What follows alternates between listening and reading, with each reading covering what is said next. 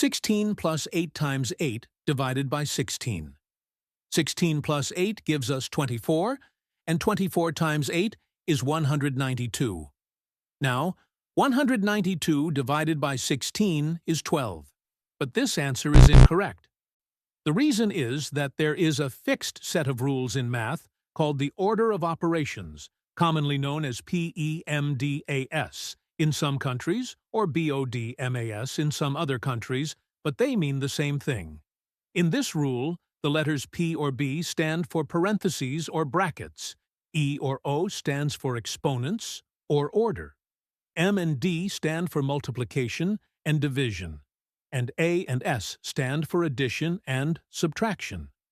First, we have to solve for parentheses, then exponents, then multiplication or division, and finally addition or subtraction. Remember that multiplication and division have equal priority, and we have to work from left to right. And the same applies to addition and subtraction. So first, 8 times 8 gives us 64.